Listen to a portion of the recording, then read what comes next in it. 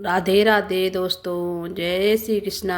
पूजा भक्ति चैनल में आप लोगों का स्वागत है। श्री शिवाय नमस्तुभ्यम। हर हर महादेव। जय शिव शंकर।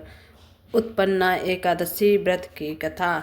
सतयुग में एक बार मुन नामक दानव ने देवताओं पर विजय प्राप्त कर इंद्र को परास्त कर दिया था। देवता भगवान शंकर की शरण में पहुँचे। भगवान शंकर ने देवताओं को विष्णु जी के पास भेज दिया। विष्णु जी ने दानवों को तो परास्त कर दिया, परंतु मुर भाग गया। विष्णु ने मुर को भागता देखकर लड़ना छोड़ दिया और बद्री का आश्रम की गुफा में आराम करने लगे। मुन ने वहां पहुंचकर विष्णु जी को मारना चाहा। तत्काल विष्णु जी के शरीर से एक अपूर्व शक्ति निकली, जिसने मुर का वध कर दिया। उस कन्या ने विष्णु को बताया, मैं आपके अंश से उत्पन्न शक्ति हूँ। तब विष्णु जी ने प्रसन्न होकर उस कन्या से कहा, हे देवी, तुम आज माघशीर्ष कृष्ण पक्ष एकादशी को प्रकट हुई हो, इसलिए तुम्हारा नाम उत्पन्ना एकादशी होगा और इस दिन तुम्हारा पूजन होगा। तुम संसार में माया जाल से उलझे तथा मोह के कारण मुझसे विमुख प्राणियों को मुख तक लाने में सक्षम हो जाओगी। तुम्हारा आराधना करने वाले प्राणी आजीवन सुखी रहेंगे। यही कन्या उत्पन्ना एकादशी के नाम से जानी जाती है। उत्पन्ना एकादशी का व्रत 15 नवंबर को रखा जाएगा। इसका पारण 16 नवंबर को किया जाएगा।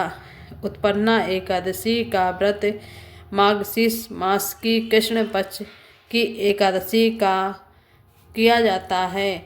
इस एकादशी को करने से जीवन में सुख शांति मिलती है तथा धन धान की कभी कमी नहीं होती है। सदैव आप धन से पूर्ण होंगे तथा मृत्यु पश्चात विष्णु लोक प्राप्त होता है। इस व्रत को करने से आपको मोक्ष की प्राप्ति और विष्णु लोक में जाकर परम धाम की प्राप्ति होती है।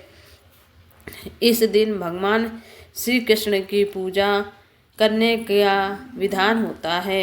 एकादशी का व्रत रखने वाले दशमी के दिन शाम को भोजन नहीं करते हैं। एकादशी के दिन ब्रह्म बेला में भगवान कृष्ण की पुष्प जल धूप अक्षत नैवेद्य से पूजा की जाती है।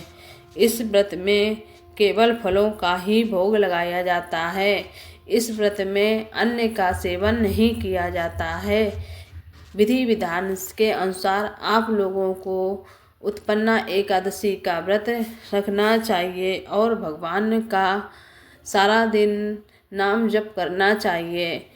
आप लोगों को विष्णु भगवान ओम नमो भगवते वासुदेव नमः का 108 बार पाठ जरूर करें। इस जाप करने से आपको सारी मनोकामनाएं पूरी होंगी। संसार में आपको सभी प्रकार के सुख प्राप्त होंगे और जिसे संतान ना हो रही हो उससे भी एकादशी का व्रत रखने से संतान की प्राप्ति होती है। और घर में कलह लड़ाई झगड़े जो भी हो रहे हैं, व्रत को रखने से भगवान के समक्ष अपने आप को पूरा समर्पित करने के लिए आपको नित्य साफ सुथरा होकर ही पूजा करनी चाहिए। आप साफ सुथरे हैं तभी आप पूजा कर सकते हैं। अगर आपको पीरियड आ रहे हैं तो आप इसमें पूजा नहीं कर सकते हैं, क्योंकि पीरियड के समय हम लोग पूजा नहीं करते हैं। इसलिए आप लोगों को व्रत रखना चाहिए और पूजा नहीं करनी चाहिए। राधे राधे। आई होप अगर आप लोगों को मेरी वीडियो पसंद आई हो तो मेरे चैनल को प्लीज़ लाइक कर देना। कमेंट बॉक्स में कमेंट जरूर करना। ओम नमो भगवते वासुदेव मंत्र का जाप अवश्य ही करें, जिससे आपको पूर्ण फल की प्राप्त होगी।